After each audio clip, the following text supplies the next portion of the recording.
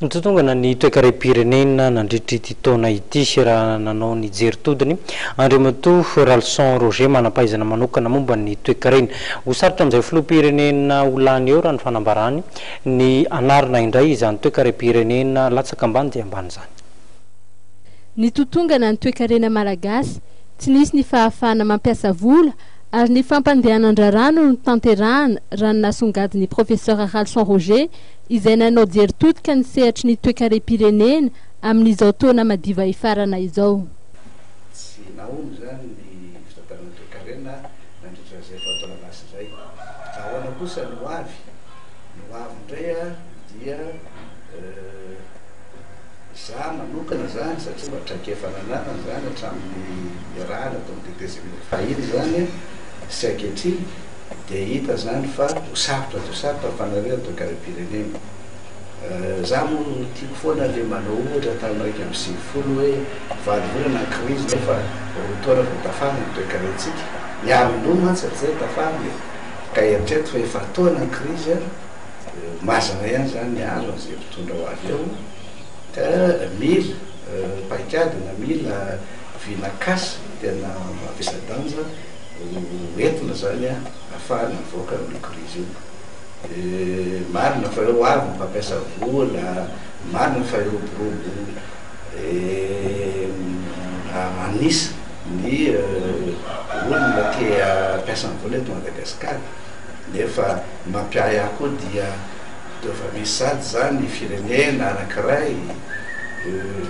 miditra sady atao amitsika mampiantso ny filoha candidat iresadresaka sady any amin'ny any rehetrarehetra zany mba mpieritreritra zay tokony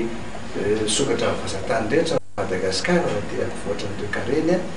fa tsy tonga dia hoe hipetraka amina firenena ray ihany satria politika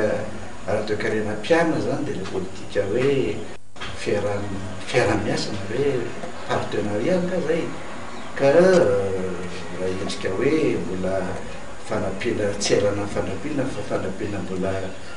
ijanonana amin'ny faneriterena ihany everiko fa tsy ampivoatra Madagasikara zany ka eo zany miankina amin'le candidat zay Olany eo zany io ny docteur Benson hoe hitantsika efa mazavany azy programmany hoe mapy ozy fa tsaraina ny mapy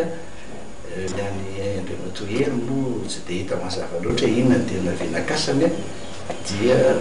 eo no hitantsika azy hoe anahoana ny fanarenana ny toekaram-pirenena fa ho sarotra dia sarotra io ary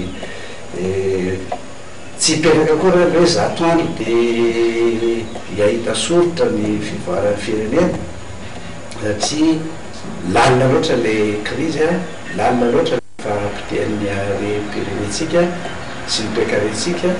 noho izany zany tsy dia tsara loatra angamba miteny an'izay zato andro zany fa mety any amin'ny enim-bolana any angamba vao ahitana taratra hoe izao na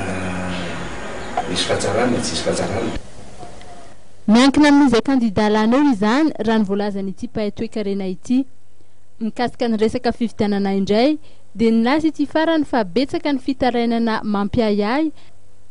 ka tokony anaiky ny fanamarinana raha ny fijeriny ny voamera-malao tena misahana ny fifidianana mialohan'ny andefasana ny vokatra vonjy maika eny amin'ny CES.